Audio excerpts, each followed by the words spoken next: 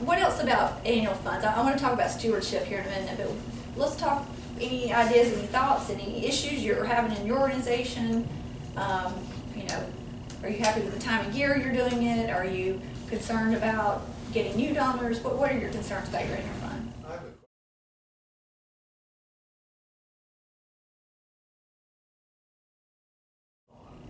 They're kind of falling along the wayside a little bit from my knowledge. Now, you might know differently. I just think technology's changed. I think people are doing more online than phone-a-thons. Maybe in a mailing or maybe just something on their website. But it depends. I mean, is it students calling, you know? We have student calling. Yeah. I would say never use an outside. No. Yeah, people don't like that. Students, that's better. But people don't answer their phones anymore. I mean, I see somebody calling me, what do you want? Why are you calling me? You know, business is different, but friends, I mean, we just don't. But I think they're kind of becoming a dinosaur a little bit. Is how much do you raise? Does it still work? It's cheap. I mean, I'm not in charge of call. that, so I'm on the periphery, but Yeah. it's not cheap. It's you know, with what they're raising in the cost, I think they're looking at it very hard. Do we continue with that? Yeah. And do you do online giving or some kind of a mail? Something? We do all of it. I mean, we yeah. do all of it. And I think right now we're looking at what are the best ways to give and what are the most cost-effective ways to give. Things like that. You say the phone-a-thon is not cheap. Who do you have making the calls? Well, it's students. It's students. Yeah, but yeah, they're paid. Yeah, they're paid students. Oh. Yes, I'm sorry. So, plus we have a staff member that is the head of that, and so. I tend to be a little more positive because my first gig in consulting was for a phone mail service, and contact rates have gone down. Right. And so that's a dynamic at play. But still, you can use phone-a-thons sometimes just to call to say thank you. Yes. A thank-a-thon. And we actually do a thank-a-thon. Yeah. And leave messages though, because you're going to have to probably leave messages most of the time. That's good. And I do think it should be in your marketing mix, particularly if it tests out, you know, so there's proof in the pudding, but I tend to be more favorable. But what I have noticed is that students, what's the benefit of a phone-a-thon? You can negotiate. It's not as impersonal as direct mail. It's more personal than, less personal than face-to-face.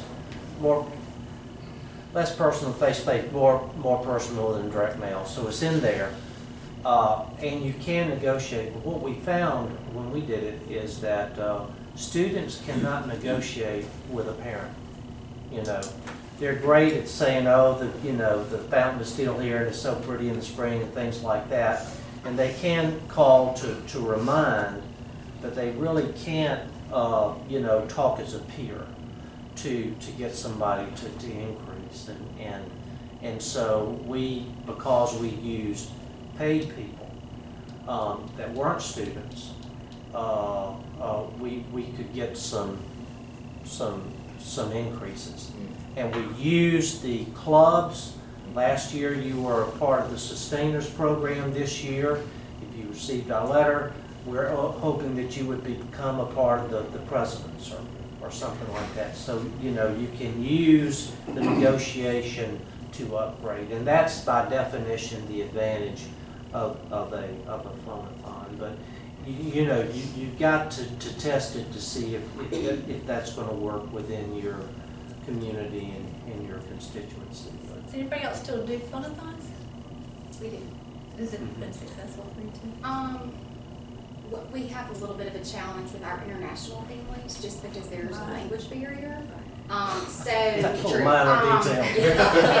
And we have had a parent annual fund committee And they've kind of been the ones that have called, you know, from each grade level, they've called parents of each grade. And last year, it really was just not what we wanted it to be. So there was more emailing to our I mean, you couldn't tell if it's an international family, pretty much by their name most of the time. Because you can do Google Translate and that kind of thing. So it's, I don't know, I mean, I'm glad you asked that question because we tossed around, I mean, do we keep doing this, you know? They don't answer the phone like you Yeah, said. nobody answers. Yeah, the phone. nobody They answers. don't I mean, you leave can still leave a messages. message, you know, which is, Yeah. I heard about like text-a-thons and that type of thing. Of course, we did the email, but I mean, yeah. People get Especially with emails. alums, just because email and text with alums seems to be, you know, technology's changed. Yeah, I keep up with my work email, but my personal, like Bill South email, I've got almost 2,000 unread emails. Mhm. I mean, it's gonna take me days. Well, most of it's not, because usually it's from, you know, House Black Market or Banana Republic, whatever. So, but, yeah, emails, if I get a phone call, I'll listen to the message though, because I don't get many phone calls anymore. It must be important if they left a message. So I can see that. Is it President Carter that still calls and thanks people for over a certain amount? He'll still call and thank people for their gift. What's his caller ID say? You know, This is the president? I don't know. Jimmy. Jimmy? But, you know, hey, they put a message on their answer machine from Jimmy Carter. You know, it's kind of cool. Who is your target that you're, in your phone-a-thon? Are you targeting older? Alums most. Alums, Yeah. so all Of all ages. ages, and, I mean, I happen to get a report every day to see how things go, and of course, younger alums, nothing, but it's not. I'd be tempted to segment that, you know, and like have people that are over this age maybe get hard copies of stuff. People this age emails, maybe send you Well, text. some of the older alums actually, it's actually marked on, in our database that they love getting a call from a student. Yeah. Some do. Okay. Love. In that case, those people need to get a call, Yeah. even I mean, if big you donors, stop the they program. normally Yeah. wouldn't call for a phone-a-thon. Yeah, They want that call. Some people are direct mail responsive, some are not. Some people are phone-a-thon responsive, some are not. So, you know, you just. and kinda make gotta sure that's struggle. in your database too. They But don't Maria, like phone calls or whatever. Yes, sir. one thing about healthcare, this is something that we've done at Orlando Health, is that we had a grateful patient acquisition. And we mailed them, and we did okay. But then we started phoning and acquiring via the phone grateful patients, somebody who had a hospital experience, and the phone-a-thons had a better return than the direct mail. So we were hooking people, acquiring first-time givers more with the phone-a-thon. So you may just want to play with it for a year, and some vendors will pay for the test on the bet that, you know, we can't say, this is, the question is, how do we get the name in the healthcare situation? Well, here's the thing. We can get, the foundation can get the names. We can't get the area of where they came from. They can't say, this is a cardiology patient, this is an oncology. We're just getting the names. That's fair game. So, It is? oh yeah. Oh yeah. Can't know the department where they Oh, had yeah. services, but we can. Does it matter that it's the foundation doing it versus the actual I thought entity that that was- provided the service? No. I thought that was against HIPAA. No, it didn't. So we can extract that data, or Yeah. get that data Yeah. from our fellow department, patient Yeah, patient. and you can't, you know, you wouldn't write them to say, you know, recently you were a patient in our cardiac. Would you just say, you know, you had this experience, and we hope that it was, you know, constructive, and you know, we need annual giving support so that we can do more in healthcare for our community. Was that ever challenged, and was there ever a ruling that said that that was okay? You know, the HIPAA law is really pretty clear, you know, that you can do that.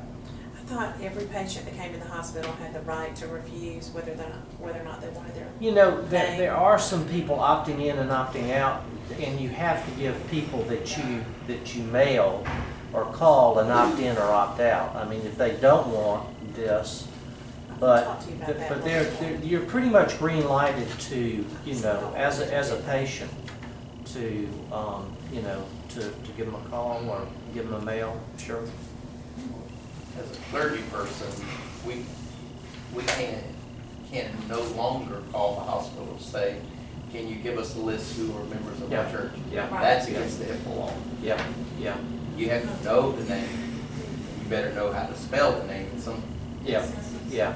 But the foundation arms are a part of the system. Yeah. Okay. So I mean, we're not. The No, church y'all are are not. Y'all, okay. Yeah.